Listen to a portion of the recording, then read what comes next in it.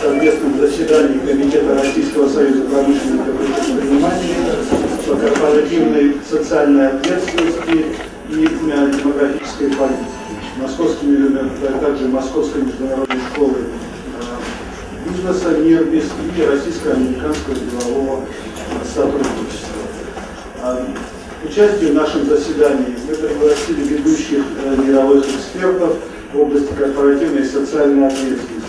Это господин Брэдли Гугинс, профессор школы управления Бостонского университета, и господин МИРОВОЙ, доктор наук, эксперт в области организационной психологии и координатор программы лидерства для изменения.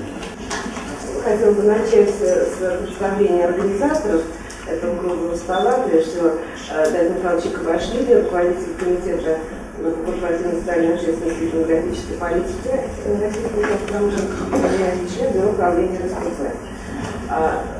Наш партнер и по многим другим видам деятельности, в данном случае по организации этого круглого стола, Международная школа бизнеса МИРБИС, руководитель Центра корпоративной социальной ответственности МИРБИС, Герасимов Светлана Александровна. Наш тоже давний партнер, и многим здесь известный эксперт в области социальных инвестиций, корпоративной социальной ответственности Сергей Туркин, агентство социальных инвестиций, генеральный директор этого агентства. From these companies, as they sort of struggle with these issues, one of the things you'll see as we look at this issue is from a company perspective, from a business perspective, there's an enormous challenge to trying to understand why is this such a big issue? Why should this be more important to companies today? Why are so many people skeptical of corporate responsibility? Why are so many people looking to companies with how corporate responsibility plays a role in their society, etc.? So we have a sort of an interesting global perspective, I think. And again, during the question and answer, I'd love to sort of get into this as well. So these are the sort of the frames that we'd like to look at today that are equally important for a company's success. So one thing as we start to talk about this today, we'll see this transition starting to happen where companies not only think of profits as the ultimate test of success, but also begin to realize that they will not be able to be successful unless they understand and manage and respond to a whole variety of stakeholders, from employees, NGOs, governments, etc. And so we'll talk a little bit about that as well. Next slide, please. What we see when we start to test this, when we ask executives across the globe what they think, you can see a very different story. Which of the following statement best describes the role of large companies? Only 16% would be in the Milton Friedman camp, that it's about profits. But today, executives understand, 84%, that generating high return to investors, but balancing it with good corporate citizenship, good corporate social responsibility. What's the value proposition for companies around corporate responsibility?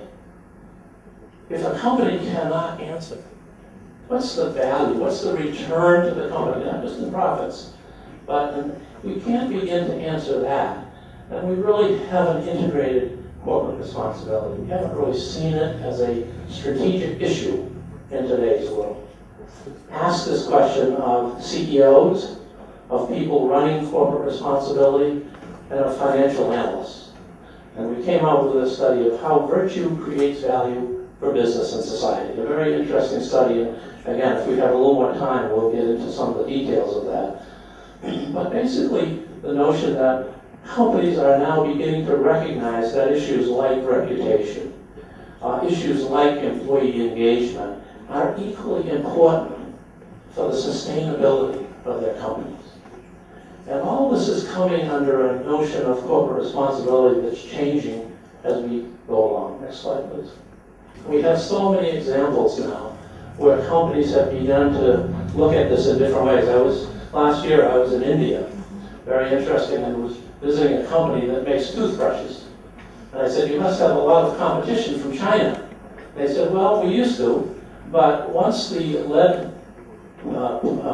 lead poisoning issue came up in China, everybody said we probably have greater trust here in India from toothbrushes than we would in China.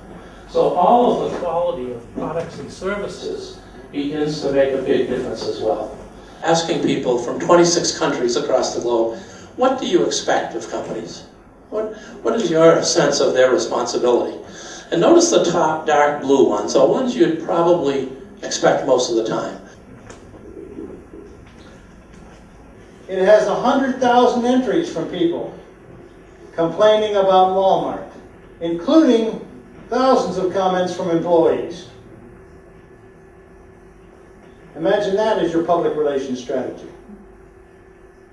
So there's a new level of transparency, a new level of activism. Next slide, please. Now you have 5 options on this first question. The first option is they are at a compliance stage, stage 1. Like Milton Friedman, they pay their taxes, they create jobs, they deliver profits, but they're increasing their contribution to society, to their businesses, to their relationships with suppliers and so on. They're creating new markets, social change. So these are your 5 options. Just on a sheet of paper, tell me where you think the majority of U.S. companies are today. Stage 1, 2, 3, 4, or 5. No? Okay, let's do it. Who says stage 1? Raise your hand.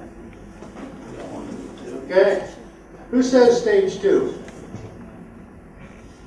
Okay. Stage 3? Stage 4? Stage 5? Okay. Now, second question. Where are the majority of Russian companies today?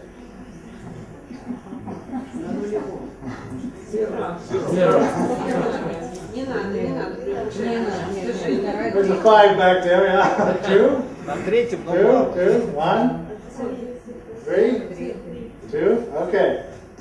So this was a question we asked at our conferences, at gatherings. Where do you think, where's your company? And then, of course, rolled it up to an average. Now, when we started asking this question before the book came out, the majority of U.S. companies were between stage 1 and stage 2. McDonald's, we thought we were making Happy Meals. We're a great American company. We didn't know. Why didn't they know? They didn't look. Now, how many of you look up information about companies on the internet?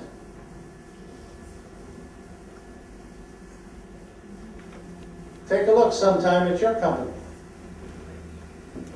There's a very interesting site, my translator, don't blush. It's called fuckwalmart.com.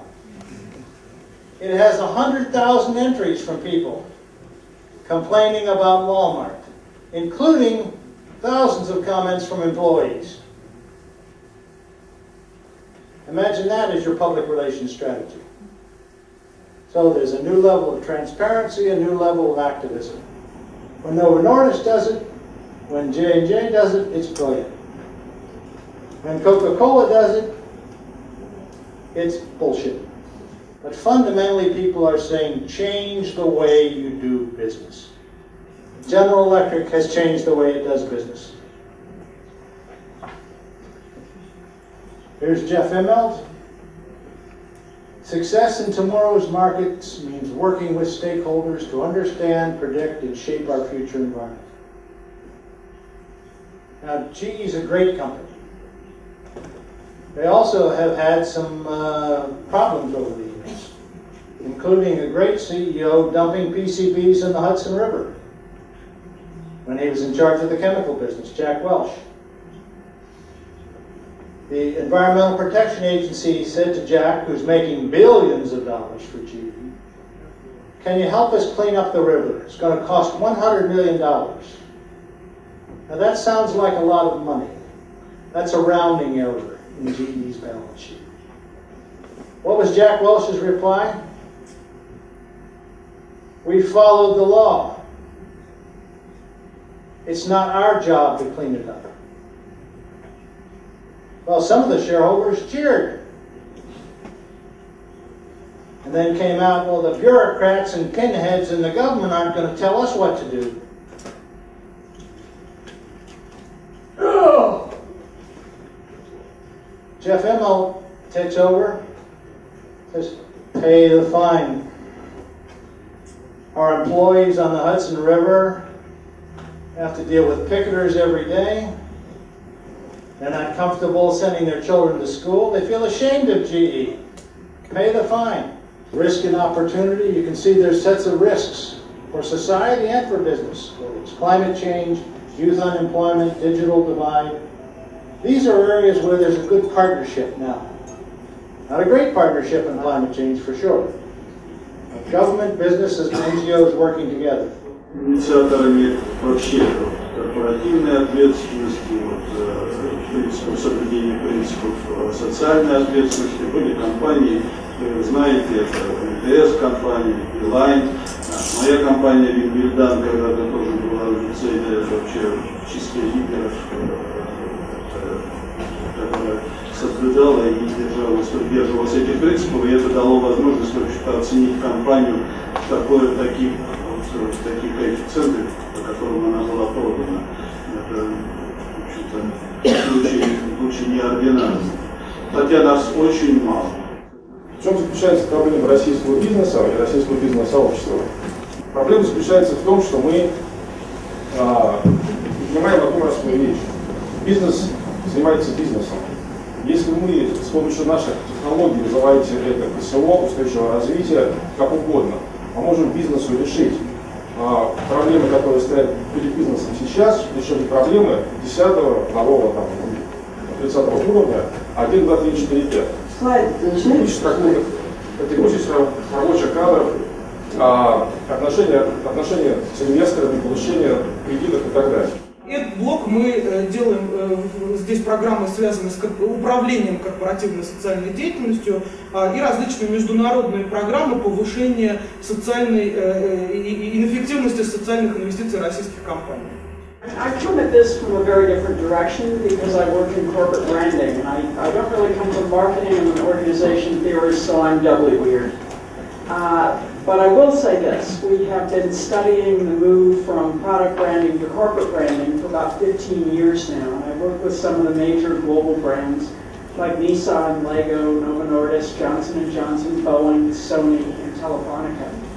And what we've seen over the past 15 years is corporations have learned to take branding up to the corporate level is that they widen their point of view from the relationship between products and customers to the relationship between all employees and all stakeholders. And as you broaden the ambition and the outreach of your organization in that way, you end up stumbling into an area that is very closely related to CSR.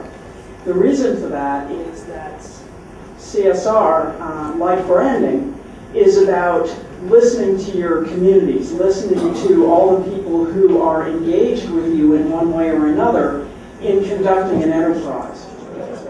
Тема управления устойчивым развитием, управление ответственностью как эффективная стратегия развития бизнеса, или вообще не только частная, а когда-нибудь, в таком ключе рассматривалось на, например, заседании бюро управления.